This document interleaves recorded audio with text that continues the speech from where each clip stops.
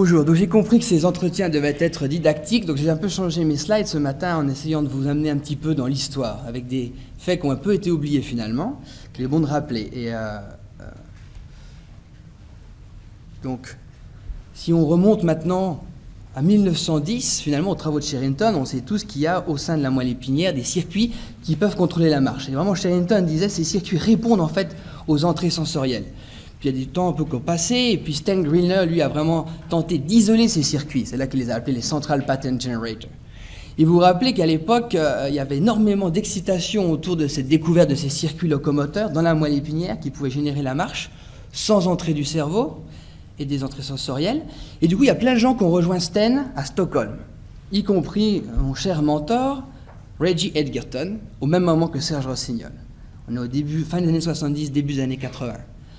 Et puis, à l'époque, Stan faisait essentiellement ses expériences sur des bébés chats. Et puis, il les entraînait avant les expériences. Et là, Reggie est étonné. À l'époque, c'était un exercice physiologiste. Il dit, mais pourquoi vous entraînez les chats? Il n'y a pas de cerveau. Il dit, mais ils marchent mieux. Les expériences sont bien meilleures après. Il est étonné. Il revient à Los Angeles. Au même moment, Serge retourne à Montréal. Et tous les deux font l'expérience clé. Là, on est en 1984. Un chat, cette fois adulte, avec une lésion complète de la moelle épinière, est entraîné 2 fois par jour pour plusieurs heures pendant 6 mois, et au bout d'un moment, cet animal, sans aucune connexion avec le cerveau, est capable d'exprimer un pattern locomoteur en soutenant son poids corporel. Et à l'époque, personne ne le croyait. Il y a des gens de la NIH qui sont venus dans le laboratoire de Reggie pour voir le chat sans information du cerveau en train de marcher. Et puis, puisque Reggie est un exercice physiologiste au départ, il s'est dit, ok, la moelle épinière peut apprendre à marcher, est-ce qu'elle peut aussi apprendre à tenir debout?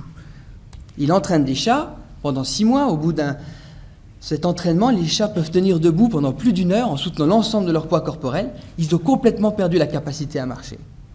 Et c'est vraiment à ce moment-là que Reggie a mis en avant le terme de Activity Dependent Plasticity, pour vraiment caractériser l'idée de la moelle épinière qui est capable d'apprendre une tâche qui est pratiquée d'une manière régulière, mais elle se fait souvent au détriment d'autres tâches qui ne sont pas apprises, surtout quand là, il n'y a pas du tout d'information du cerveau. Puis après, c'est un peu à ce moment-là que je suis arrivé dans le laboratoire de Reggie, en 2003.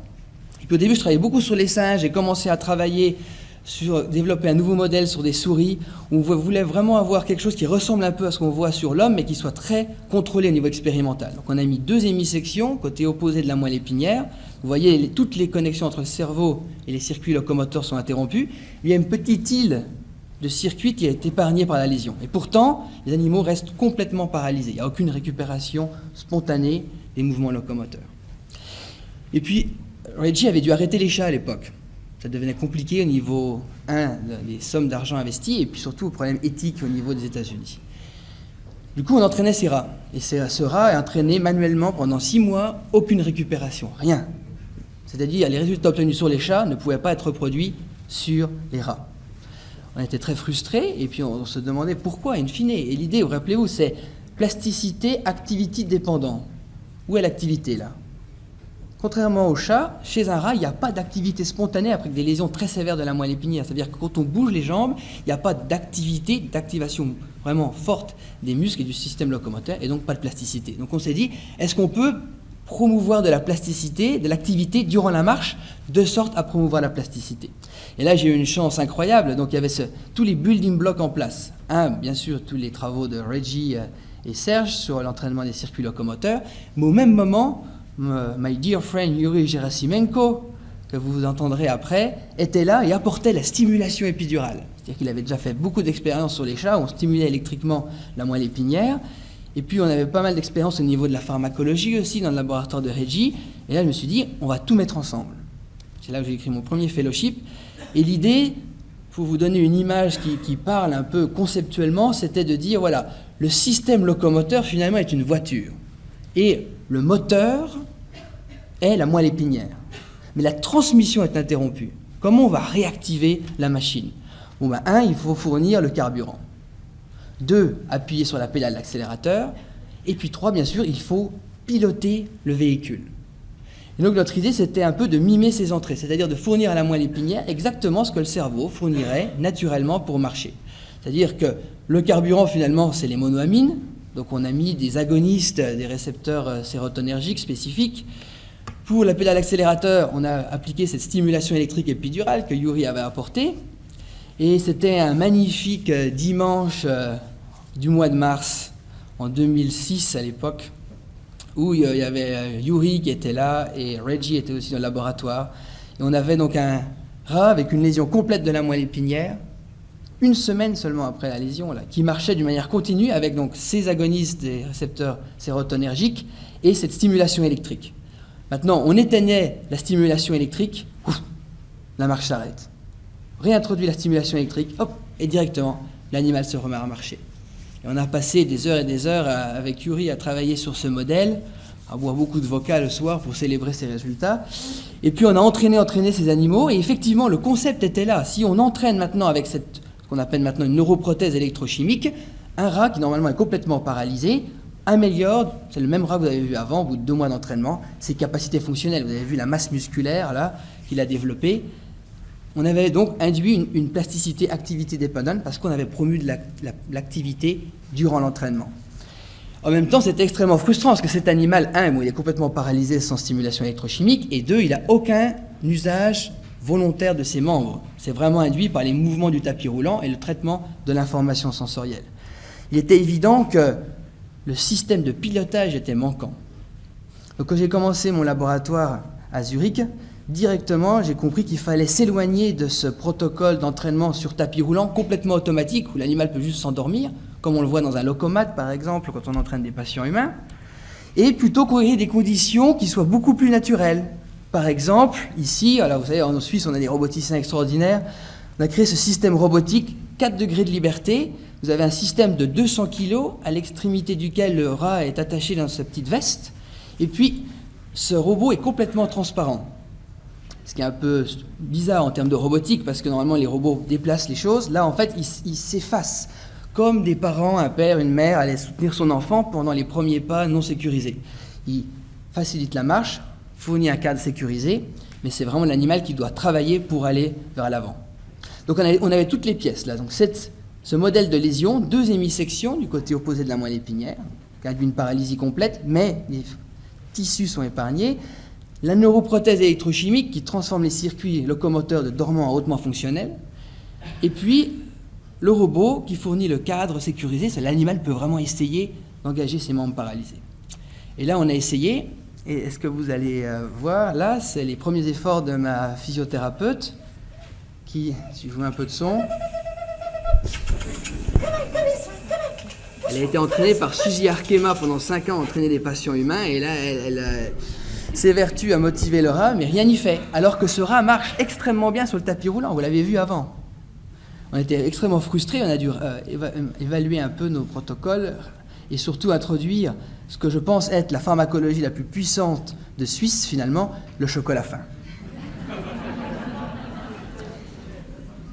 En fait, la clé, là, c'est la motivation qui a tout changé, mais vraiment une différence radicale. Maintenant, l'animal a vraiment envie de marcher pour aller vers la récompense. Et vous avez un rat normalement paralysé qui maintenant soutient l'ensemble de son poids corporel. Et quand elle le décide cette fois, initie la marche pour sprinter vers la délicieuse récompense. Et c'était vraiment des animaux qui peuvent soutenir l'ensemble de leur poids corporel. Alors, seulement quand on stimule électrochimiquement, sinon ils sont complètement paralysés. Et bien sûr, la question sous-jacente est comment c'est possible ? Quels sont les mécanismes sous-jacents? Et donc là, on a fait beaucoup d'études, et voilà un petit résumé dans cette animation, où en fait on s'est aperçu que cet entraînement hautement actif, avec cet état fonctionnel des circuits locomoteurs, induit par la stimulation électrochimique, encourage le cerveau à construire de nouvelles connexions nerveuses. C'est pas qu'il y a une régénération à travers la lésion, c'est vraiment une reconstruction autour des sites lésés, pour créer des relais. Par exemple, ici, vous voyez en rouge les fibres corticospinales, donc qui viennent vraiment du cortex moteur, qui contactent ce neurone bleu, qui est un neurone propriospinal directement connecté avec les circuits locomoteurs au niveau lombaire. Et vous voyez tous ces contacts synaptiques qui vous montrent que le cortex moteur est reconnecté avec les circuits locomoteurs à travers un neurone relais. Et on voit cet remodelage au niveau du site de lésion, mais en fait sur l'ensemble du système nerveux central, y compris au niveau du tronc cérébral, où on a observé jusqu'à 300% d'augmentation de la densité des axones venant du cortex moteur dans toutes les régions clés qui contrôlent normalement la marche. Et vous voyez sur ce bar graphe, on voit cette augmentation seulement sur les animaux qui sont entraînés à même le sol. C'est-à-dire si on entraîne sur le tapis roulant, les animaux s'améliorent, il y a une plasticité spinale, parce qu'on entraîne la moelle épinière, mais on n'a pas entraîné les voies descendantes, parce que l'animal ne fait rien, et on ne voit pas cette plasticité du tout. Donc, d'où l'importance vraiment de motiver ici les animaux, mais aussi les patients, puisqu'on sait bien qu'ils ne sont pas forcément toujours impliqués dans les tâches de réhabilitation au niveau maximal.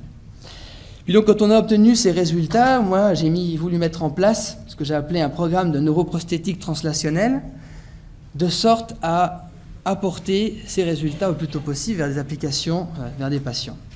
Avec l'idée qu'on pourrait optimiser chacune de ces interventions sur les rats, en comprendre les mécanismes sur les souris, et puis commencer la translation avec des expériences sur les singes, et puis des essais cliniques sur l'homme. Et puis, puisque vous n'avez rien à faire aujourd'hui, je vais vous expliquer tout ce programme en détail jusqu'à ce soir. Je déconne, un ou deux trucs. Je vais commencer par un des aspects qui a été presque pénible pour nous, parce qu'après qu'on ait publié ces résultats dans Science, il y a eu beaucoup d'attaques en disant « Oui, mais non, déjà, il marche que dans le robot, il tombe vers l'avant, etc. Quels sont vraiment les mécanismes? C'est impossible, personne n'y croyait. Et puis surtout, ces lésions, de toute façon, sont débiles. Aucun être humain a 2 hémisections. » Effectivement, c'est beaucoup plus contrôlé que ce qu'on appelle des contusions, typiquement le type de lésion qu'on va trouver chez les patients, c'est-à-dire une compression de la moelle épinière qui induit des grosses cavités, ce qui pour les scientifiques est une catastrophe parce qu'on ne prend rien du tout. On ne sait pas ce qui a affecté. Par contre, on peut le reproduire. Effectivement, voilà les moelles épinières de rat. Et en noir, c'est ce qui est épargné. En gris, c'est la lésion. Il y a très peu, moins de 10% en fait, de fibres qui sont épargnées par la lésion. Et c'est un peu à gauche, à droite, en haut, en bas. Donc chaque animal va être un petit peu différent parce qu'il y a différents circuits qui vont être affectés et donc différentes capacités. Au moins, on peut reproduire ce type de lésion. Ce qu'on voit, c'est que, bon, elles sont très sévères, hein, ces lésions, donc c'est l'équivalent d'un ZAB, on va dire, j'imagine. Mais si on stimule électrochimiquement, on met les animaux dans le robot, ils sont un peu meilleurs, on voit, ils essaient un petit peu d'activer les pattes, etc. Mais sans entraînement, ils restent paralysés. Ce qui est extrêmement différent des animaux avec l'entraînement, où on a encore une récupération supérieure, en fait, à ce qu'on voit avec les doubles hémissections, parce que, bien sûr, il y a des fibres qui sont vraiment épargnées, qui vont jusqu'en dessous de la lésion. Toutes les fibres en bas et sur le côté, vous avez vu ? À tel point que, bon là vous voyez, il y a la stimulation électrochimique, l'animal supporte tout son poids corporel, c'est-à-dire 2 fois le poids normalement qu'il a à supporter sur ses pattes arrière. Mais on peut même enlever la stimulation électrochimique, il est beaucoup moins fort, hein, il a 2 fois moins de support corporel, c'est moins coordonné, mais là vous avez un animal qui sans aucune stimulation maintenant est capable d'engager ses pattes arrière. C'est-à-dire, on a ce qu'on appelle le carry-over effect, assez de plasticité pour que l'animal maintenant puisse engager son système locomoteur. Bien sûr, la question c'était, alors, est-ce que les mécanismes sont les mêmes? L'idée vraiment de pouvoir démontrer que les centres supraspinaux contrôlent cette marche. Aussi que contrer la critique que ces animaux en fait tombent vers l'avant finalement dans le robot. Donc on a fait des traçages des voies nerveuses. Alors j'essaie de faire ça un peu simplement, mais l'idée, on met un traceur, vous voyez, dans le cortex moteur, puis on peut visualiser les connexions, où il y a les axones en bleu, et sur ces animaux, on voit exactement la même chose, cette augmentation de la connectivité au niveau du tronc cérébral, chez les entraînés et les non entraînés. La lésion est un peu moins sévère, donc ils essayent, ils sont apparemment aussi, eux, de récupérer un contrôle cortical des circuits du tronc cérébral. Vous voyez ici, mais donc 3 à 4 fois une augmentation par rapport à des rats sains, sans lésion. Et vous le voyez ici, dans cette image, où on voit donc une tranche du tronc cérébral au niveau de la formation réticulée. Vous voyez le pyramidal tract, la voie pyramidale en rouge, là, avec tous ces axones qui envahissent les neurones réticulés et qui forment toutes ces connexions. Donc on se dit, ah ben voilà, en fait, le cortex va agir à travers ces neurones et on peut les tracer. Donc là, on a mis en fait un virus qui fait exprimer une protéine fluorescente verte. Donc on visualise les axones et on peut les voir au niveau du tronc cérébral, mais aussi sous la lésion. Et ce qu'on voit en fait, c'est qu'avec l'entraînement, seulement donc les animaux entraînés ont une augmentation de ces connectivités des fibres réticulospinales et vraiment seulement, comme vous le voyez ici, au niveau des circuits intermédiaires, des laminas intermédiaires de la moelle épinière. C'est-à-dire où il y a tous les circuits, les premotor internal, excusez-moi, je travaille beaucoup trop en anglais, mon français ne vient pas, tous les circuits prémoteurs de la moelle épinière. Et les fibres réticulospinales se connectent sur ces neurones clés pour contrôler la marche. Et on voit toutes ces connexions avec non seulement les motoneurones, mais aussi ces neurones propriospinaux qui sont directement connectés avec les circuits locomoteurs. Ce qui suggère vraiment que les neurones réticulospinaux contrôlent la marche via l'activation du cortex. On voulait le montrer d'une manière très claire. Pour ça, on l'a fait de deux façons. Donc, Bachir vous a dit avant que normalement, le PPN active les neurones réticulospinales pour contrôler la marche. C'est une thérapie qui est utilisée pour améliorer la marche chez les patients parkinsoniens. Donc on s'est dit, est-ce que nous aussi on peut mettre une électrode Deep Brain Stimulation au niveau du PPN de sorte à activer ces neurones réticulospinaux. Voilà, donc un animal, avait 2 semaines après la lésion, c'est le tout début de l'entraînement. C'est-à-dire vraiment, il fait peut-être un pas, si c'est vraiment difficile. On introduit cette stimulation et vous allez voir que l'animal a cette envie de marcher, parce que typiquement, cette stimulation du PPN, qui s'appelle aussi la région locomotrice mésencéphalique, induit la marche. Vous voyez, il y a un pas ou tout, il tombe vers l'avant et tout, mais il ne peut pas marcher. Il n'y a pas encore assez de plasticité pour que cette entrée descendante active le circuit locomoteur. Maintenant, regardez le même animal après 2 mois d'entraînement. Reste, on introduit la stimulation maintenant, boum, il se met à courir vers l'avant en soutenant l'ensemble de son poids corporel. Effectivement, avec la stimulation donc sous la lésion et au-dessus de la lésion, là, dans la MLR, on a même une augmentation des capacités locomotrices. C'est-à-dire que le rat lui-même ne peut pas activer tout son système locomoteur. On recrute une partie en plus des neurones réticulospinés grâce à cette stimulation dans le PPN. Alors là, ça montre que ces circuits peuvent engager le système locomoteur. Ça ne veut pas dire qu'ils sont essentiels pour contrôler la marche. Donc je voulais absolument réaliser des expériences qui puissent vraiment enlever tout doute sur l'origine supraspinale de la commande locomotrice. Pour ça, alors accrochez-vous 2 secondes parce que c'est compliqué, mais on a mis en place des systèmes de virus où en fait on met un virus sous la lésion.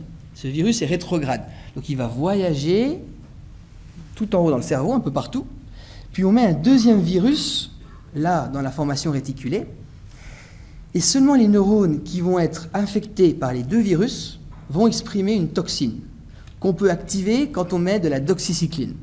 C'est-à-dire que c'est une technique pour inactiver les neurones réticulospinaux qui projettent sous la lésion, d'une manière exclusive et réversible. On a entraîné l'animal, donc là il y a la stimulation électrochimique, vous voyez l'animal a récupéré la capacité à marcher, il marche très bien, etc. Le système est intact, il a reçu les virus, mais on n'a pas encore donné l'antibiotique, la doxycycline.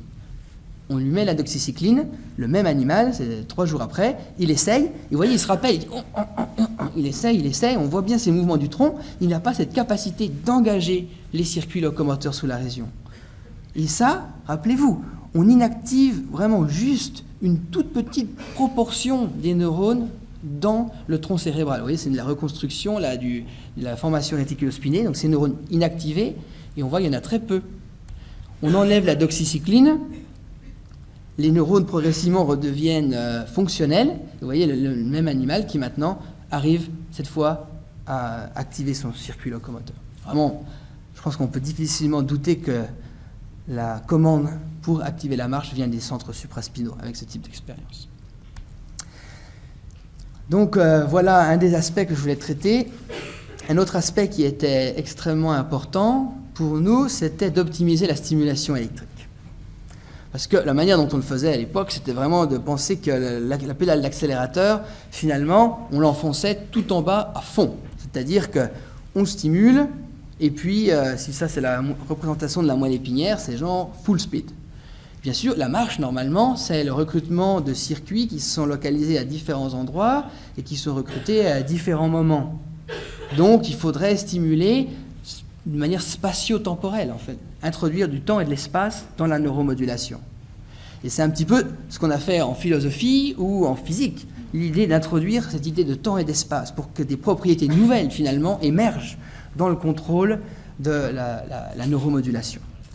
Pour ça, il y a 3 requis techniques. 1, c'est de comprendre ce qu'on stimule.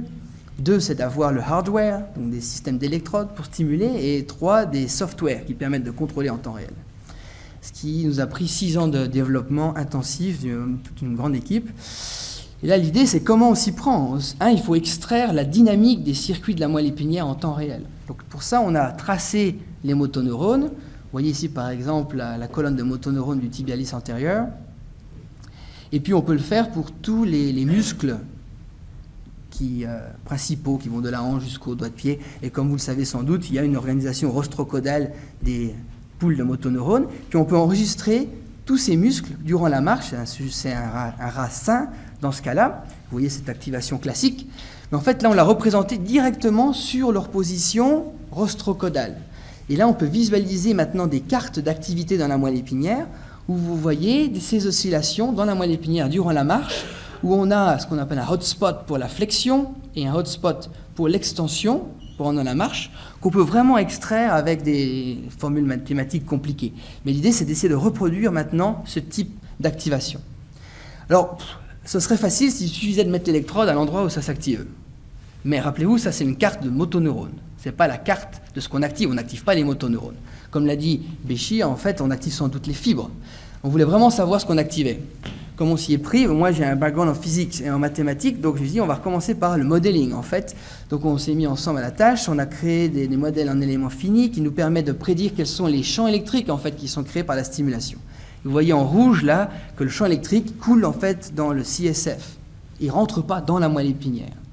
Puis en parallèle, on a construit un modèle anatomique relativement précis. On a les fibres, les motoneurones, les interneurones, toute la myéline, les circuits sont modélisés en fait. Et on peut superposer ce modèle anatomique avec le modèle en éléments finis, de sorte à prédire quel est l'impact de la stimulation électrique sur les structures nerveuses.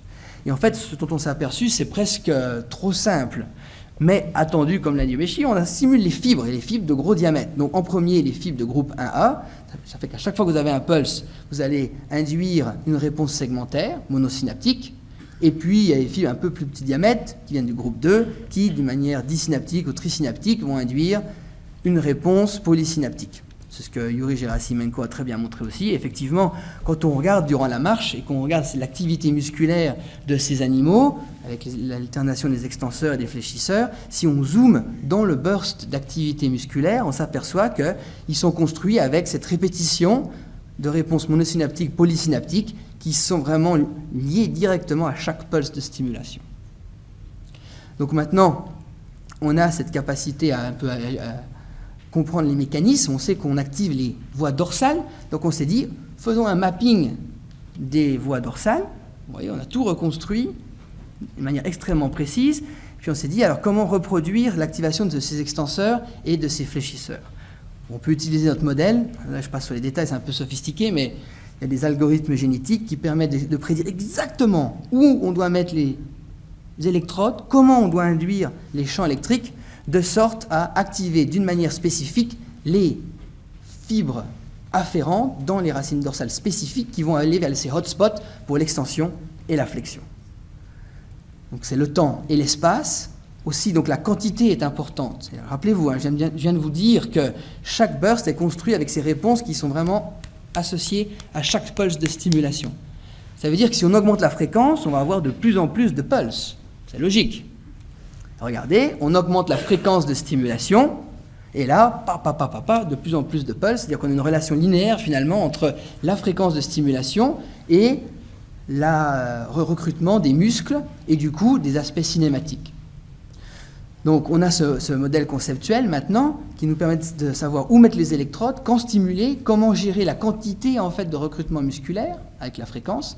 Et donc ce qui nous manquait maintenant, c'était le hardware. Ce qui semble quelque chose de simple, ils ont un champ d'électrodes, il y en a sur l'homme, vous savez, Medtronic a ses champs d'électrodes. Le rat est beaucoup plus petit. Chaque champ d'électrodes casse, et tout le monde s'y est cassé les dents. Et j'ai la grande chance d'avoir à Lausanne le professeur Lacour, qui est vraiment un des meilleurs ingénieurs en électrique. Et donc ensemble, on a développé ces champs d'électrodes de nouvelle génération. C'est les premiers champs d'électrodes qui sont étirables. Ils sont en fait en silicone, avec des particules d'or qui coulissent en fait au niveau du silicone, et ce qui fait qu'on peut tirer, tordre ces champs d'électrodes et ils conduisent encore l'électricité. Et puisque c'est du silicone, on peut mettre des canaux microfluidiques, c'est-à-dire que là, on peut directement envoyer la pharmacologie au niveau de l'interface multimodale. C'est-à-dire une interface pour stimuler électriquement et chimiquement qu'on met en fait sous la dure-mère, qui sont tellement souples qu'on peut les mettre sous la dure-mère, sur un rat, et on n'induit pas de damage au niveau de la moelle épinière. Vous voyez, même les électrodes, en fait, ici, sont étirables. Donc on avait ce software. Et maintenant, il fallait absolument, pour introduire le temps et l'espace, avoir cette idée, qu'est-ce que fait l'animal en temps réel?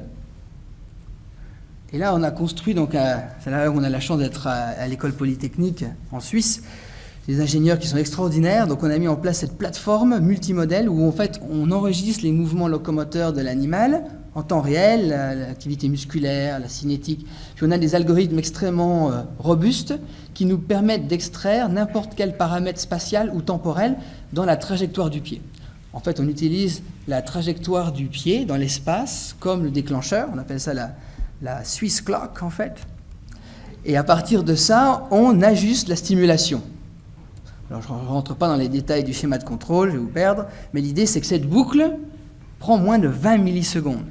20 millisecondes pour lire le mouvement de l'animal et ajuster les paramètres de stimulation. De sorte que là, on a maintenant tous les recueillements pour introduire le temps, l'espace et moduler la quantité. Un animal maintenant marche, c'est la liaison complète de la moelle épinière dans ce cas-là, et on ajuste la stimulation de sorte à maintenir la trajectoire du pied, ici en bleu, dans le carré rouge, qui est l'objectif du contrôleur. Et vous voyez qu'on a un contrôle extrêmement précis des mouvements locomoteurs, soit avec des petits changements, mais aussi avec des grands changements imposés, vous voyez, tout en bas, maintenant tout en haut, encore plus haut, maintenant en bas et plus bas, c'est-à-dire qu'on a un contrôle extrêmement précis, vraiment, avec une précision de plus ou moins 2 mm. Ça, c'est sur un tapis roulant, mais on peut même, quelque part, piloter un rat. Alors comme je dis toujours, c'est un peu Frankenstein, là. Le rat n'a aucune idée de ce qui se passe, mais l'ingénieur ajuste la stimulation de sorte à avoir un animal normalement paralysé qui monte un escalier, qui réalise une tâche locomotrice extrêmement compliquée grâce à cet ajustement spatio-temporel de la stimulation. Donc pour moi, c'était essentiel d'arriver à ce stade avant de passer sur des essais sur l'homme. Et bien sûr, le grand problème, là, c'est d'avoir le hardware qui va nous permettre de réaliser le même type d'expérience sur des patients humains. Pour ça, il était essentiel de passer sur des macaques. Donc on a refait tout le homework, j'ai envie de dire, avec toutes les dissections, etc., sur les singes, de sorte à avoir des champs d'électrodes extrêmement robustes qui ciblent le temps et l'espace au niveau de la moelle épinière du singe, donc vraiment le recrutement des extenseurs fléchisseurs de manière spécifique. Vous voyez là l'implantation chronique. Et puis en fait, on a collaboré avec Medtronic pour changer leur pacemaker, en fait. C'est ce qu'ils utilisent en fait pour la stimulation des noyaux profonds. Donc c'est un vieux pacemaker finalement des années 70, ça, et on a complètement changé le firmware, c'est-à-dire ce qui pilote ce hardware. C'est-à-dire qu'en fait c'était une de chevaux des années 70, maintenant c'est une Ferrari, où on peut stimuler à différents endroits et en temps réel surtout. Et maintenant on a un singe qui marche, et je vais vous montrer comment on peut introduire la sélectivité spatiale puis temporelle. Alors c'est un singe sain, là on l'utilise comme plateforme technologique, mais on stimule maintenant à l'endroit pour faciliter l'extension de la jambe droite. Vous voyez maintenant cette facilitation de la jambe droite en extension, et maintenant pour faciliter la flexion, et vous voyez hop, cette facilitation de la flexion pendant la marche sur le singe. Donc on a aussi sur des macaques une sélectivité spatiale au niveau du recrutement des extenseurs et des fléchisseurs. Ça c'est le temps, l'espace, et maintenant le temps. Donc typiquement, si vous parlez avec Yuri, Reggie, Suzy, vous disent oui, si on augmente un peu la stimulation, on bloque le mouvement. Effectivement, si on stimule pour avoir la flexion, mais que l'électrode reste allumée, vous voyez, on bloque le mouvement. Il n'arrive pas à étendre la jambe. Maintenant, si on stimule juste au bon moment, quand le singe veut vraiment fléchir la jambe, vous allez voir que le mouvement est magnifiquement intégré dans la flexion et qu'en fait, on peut avoir vraiment une augmentation là, du mouvement de flexion. Bien sûr, dans ce cas, c'est contrôlé d'une manière externe. C'est nous qui contrôlons le mouvement locomoteur. Il dit que c'est le singe qui devrait le contrôler. Comment on pourrait faire? Voilà. L'idée, ce serait d'avoir le cerveau, en fait, qui soit décodé, qui contrôle la stimulation électrique. C'est quelque chose qu'on vient de développer, que je vais montrer c'est la deuxième fois seulement que je montre ça en conférence. Donc vous avez là un système complètement wireless, donc il n'y a vraiment aucun fil sur l'animal. On est capable d'enregistrer le cortex moteur. Donc ici, vous avez en fait des petites électrodes, c'est vraiment 5 mm par 5 mm, plantées dans le cortex moteur, donc la région où il y a la représentation des jambes. On met ces électrodes, ce qui nous permet d'enregistrer des neurones, et encore une fois, complètement sans fil. Vous avez l'activité musculaire. Ces lignes blanches, là que vous voyez, chaque ligne blanche est un neurone donc des single units vraiment.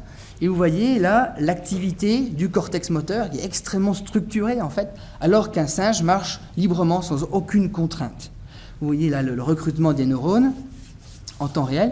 Là, on peut l'enregistrer sur le tapis roulant, mais on peut aussi l'enregistrer sur des échelles horizontales, dans des conditions complètement naturelles. Et puis en fait, on s'est rendu compte que par rapport au rat, il y a énormément d'informations dans le cortex moteur du singe. Là, vous voyez cette petite jambe cinématique, là, c'est le mouvement réel en vert, et puis en rouge, c'est le mouvement reconstruit avec nos algorithmes.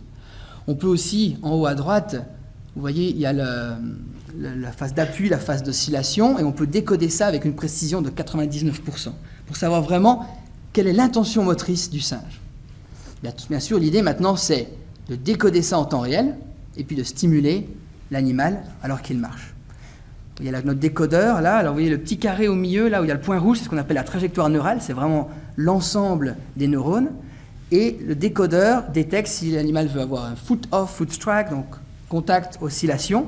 Et sur cette base, on stimule, c'est en bas à droite, en jaune pour l'extension et en vert pour la flexion. Et vous voyez, sur la base de l'intention de l'animal d'avoir un mouvement d'extension ou de flexion, on stimule de façon à augmenter l'extension et la flexion de la jambe droite. C'est vraiment cette fois maintenant l'animal qui, sur la base de son intention, se stimule lui-même pour augmenter son mouvement locomoteur. Puis là, donc, il marche d'une manière continue. Si maintenant il s'arrête, on détecte qu'il veut s'arrêter, et vous voyez, il n'y a plus de stimulation. Le décodeur sait que l'animal ne veut pas marcher. Et puis maintenant, rappelez-vous, on est dans le cortex moteur. L'intention de réaliser un mouvement souvent naît dans le cortex moteur. Donc là, l'animal est au repos. On va détecter 500 millisecondes avant un mouvement, une activation musculaire qui veut marcher. Vous allez voir le point rouge qui va se déplacer vers foot off, vers le haut, et hop, directement. Et on stimule avant le premier pas, de façon à intégrer l'augmentation de déplacement de la jambe droite dans le cycle locomoteur. Oui, l'animal n'a aucun problème, etc. Donc c'est vraiment là la démonstration technologique, on va dire, que le système est prêt. Et donc, vraiment très rapidement, notre objectif maintenant, c'est d'apporter ce type de technologie dans des essais cliniques. Donc pour ça, on a créé une espèce de plateforme de réhabilitation à l'hôpital universitaire de Lausanne, où j'ai une neurochirurgienne extraordinaire, Jocelyne Bloch, qui travaille avec moi. Donc on a tout intégré, donc le système métronique au sein de notre environnement. Tout ce qu'on avait sur le rat, ce que vous avez vu, ce contrôle en temps réel, la même chose à l'échelle humaine, encore plus sophistiqué, parce que maintenant c'est vraiment complètement intégré. On peut se mettre n'importe où dans cette salle, se plugger, on a les signaux cinématiques, EMG, EEG, stimulation électrique, etc. Tout disponible en temps réel. Et puis donc on a construit ce système robotique qui vraiment reproduit un petit peu les mêmes conditions qu'on a chez les rats. Vous voyez juste là un exemple. C'est pas juste un système de support comme vous voyez là unidirectionnel et puis on soutient, c'est vraiment 4 degrés de liberté et chaque axe est ajusté pour personnaliser l'assistance dans toutes les directions de l'espace. Vous voyez une patient ASC là qui normalement ne peut pas du tout marcher et qui avec ce système robotique arrive à marcher et à récupérer l'espèce de sensation de dynamique du mouvement. Et ça a été vraiment, tous les patients qu'on a passés jusqu'à maintenant racontent vraiment une expérience surprenante pour eux de faire l'expérience à nouveau de la dynamique du mouvement. C'est pas du tout pareil que de bouger d'une manière automatique sur un tapis roulant ou même d'avoir un système qui vous bouge sur le côté, etc. C'est inconfortable. Là vraiment, après chaque répétition, on voit qu'ils s'améliorent et qui vraiment font l'expérience à nouveau de la marche dynamique. Je ne peux pas vous montrer les données aujourd'hui, mais c'est vraiment très très joli. Et donc maintenant, on va mettre en place un essai clinique, donc comme j'ai dit, avec la neurochirurgienne, le professeur Armin Kurt, qui est le paraplésiologiste à Balgris, vous savez, le centre à Zurich. Bien sûr, il faut qu'on valide la technologie, donc on a au moins encore 8 mois d'attente pour ça. Et donc j'aimerais quand même remercier tous les gens qui nous soutiennent. J'ai eu beaucoup de mal à trouver des financements dernièrement. C'est pas bon d'être jeune et d'aller un peu trop vite. Donc 25 grants rejetés en 2 ans depuis le papier dans Science, c'est un petit peu difficile à vivre. Surtout que derrière, c'est pas juste Grégoire Courtine, loin de là, c'est toute une équipe dans mon laboratoire et les laboratoires qui collaborent avec nous, toute une bande de jeunes, vous voyez, qui sont des roboticiens, ingénieurs en électrique, neuro-ingénieurs, des physiothérapeutes vraiment qui ont été entraînés sur l'homme, neurobiologistes, des gens qui vraiment réalisent ensemble ce qui aurait été complètement impossible par la somme de chaque individu. Des gens qui ont des vocabulaires très différents au départ et qui aujourd'hui parlent le même langage. Je vous remercie pour votre attention.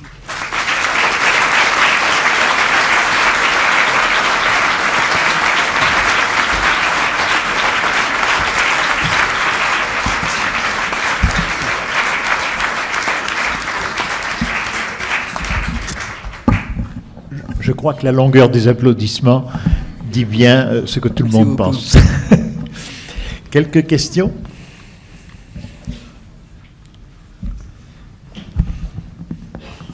Merci Grégoire pour cet excellent exposé. Est-ce que tu n'as pas encore essayé de modèle lésionnel du primate ? Parce que comme tu le sais, le générateur spinal est facile à activer chez le chat, le rat, la souris. Mais chez le singe, il a été très très difficile de le mettre, de l'activer. Et donc je voulais savoir où tu en étais avec le singe. Donc le grand problème pour avoir des lésions sur les singes, c'est qu'il faudra avoir un système robotique. Donc il faut bien se rappeler que ces expériences, c'est très facile d'échouer. On a mis 10 ans à optimiser tous ces aspects sur les animaux. Sans notre système robotique, on ne voyait pas en fait les améliorations fonctionnelles. Parce que l'animal ne peut pas soutenir son corps, il tombe sur le côté, etc. Même chose sur le singe. Donc je ne commencerai pas des lésions sur le singe tant que j'aurai pas de système robotique. Alors on pourrait faire des petites lésions. C'est ce que Yuri Gerasimenko et Reggie Edgerton ont fait avec des hémissections. Mais là, le problème, c'est qu'on ne peut plus voir les effets de l'entraînement parce qu'il y a une récupération qui est tellement importante qu'au bout de 3 mois, il marche très bien. Donc, mais aussi, est-ce que c'est vraiment utile de passer à travers une complexité d'expérience avec des singes qui ont des lésions de la moelle épinière? C'est très dur de travailler avec les singes. Les gens qui ont travaillé avec des primates savent que c'est des animaux quand même sauvages et très puissants. Et dans ce cas-là, je préfère l'utiliser moi comme modèle technologique, plateforme de développement technologique.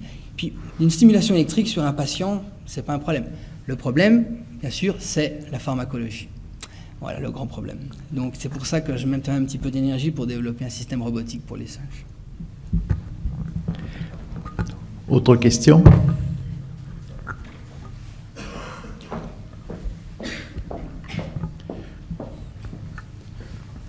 D'abord, je tiens vraiment à te remercier, Grégoire. C'est un énorme travail et une énorme démonstration d'une recherche translationnelle qui démontre à quel point ces modèles animaux, lorsqu'ils sont conduits dans un niveau de recherche très élevé, arrivent à aboutir à des découvertes fondamentales que j'espère voir apparaître dans les années à venir.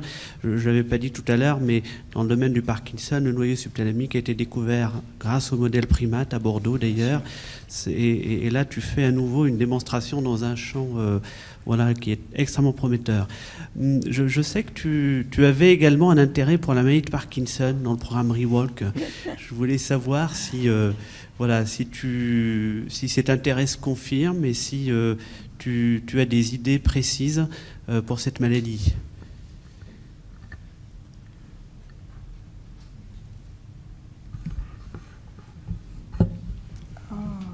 Je l'ai pas, quel dommage.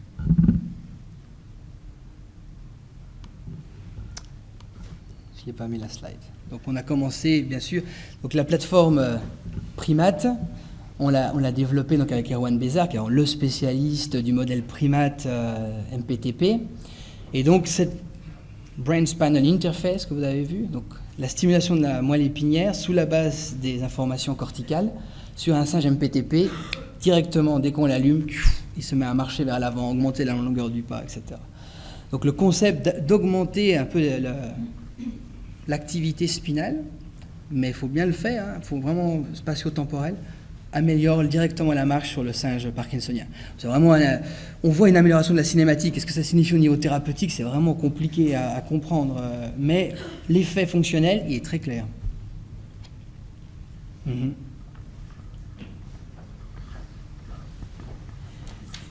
Oui, merci Grégoire. J'aurais une multitude de questions, mais je voudrais m'en tenir à 2 seulement. Premièrement, ce rat remarquablement entraîné, j'aurais voulu savoir ce qui se passe quand tu le remets à 4 pattes.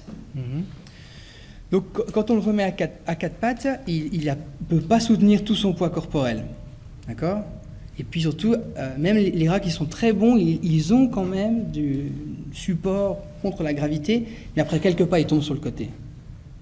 D'accord ? Donc, ils ne marchent pas comme quadrupédiques d'une manière normale, loin de là.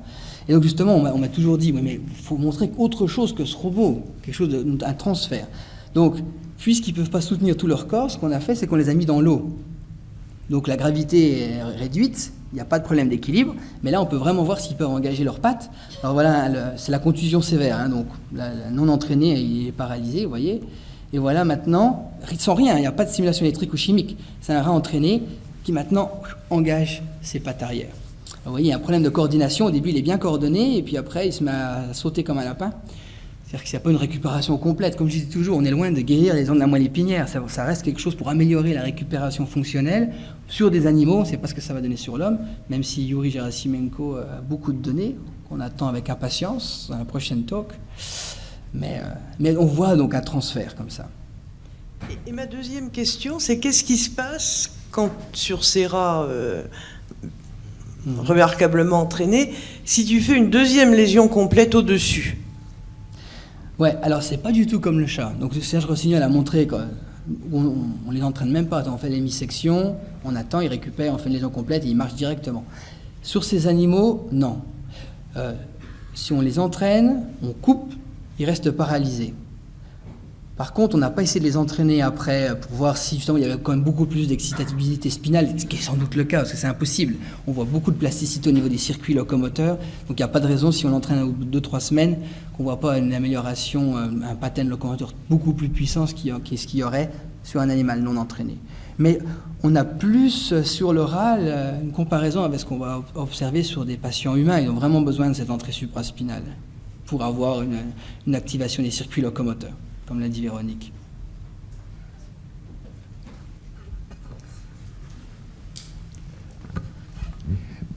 Peut-être vous avez fait quelque chose d'extraordinaire parce que depuis plus d'un siècle, la locomotion est essentiellement une activité, je dirais pas réflexe, mais partiellement réflexe.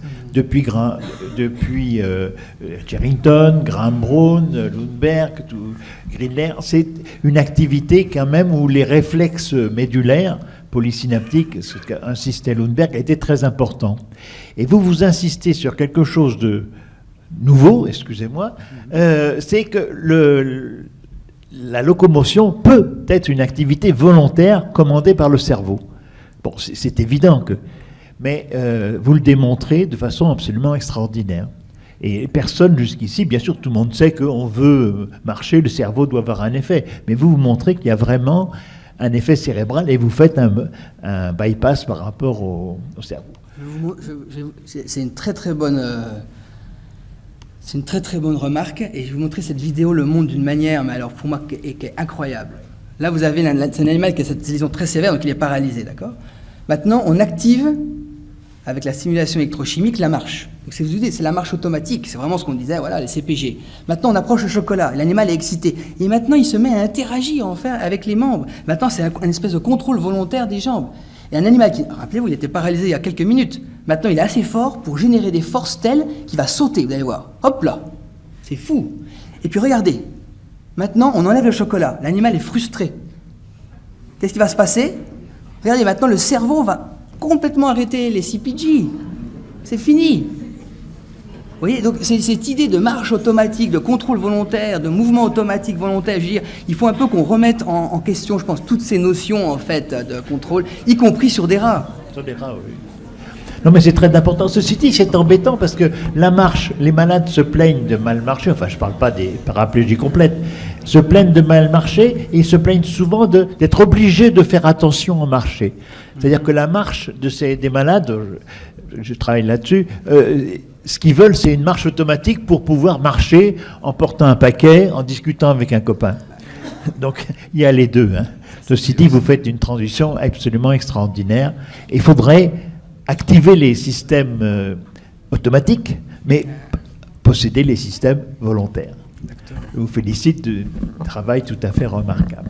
Merci, Monsieur Bussel. Et merci d'avoir commencé, parce que quand même pas oublier que vous avez été le premier à stimuler avec Yuri Gerasimenko la moelle épinière il y a plus de 20-30 ans presque. 15 ans, 20 ans. Félicitations, merci. Merci.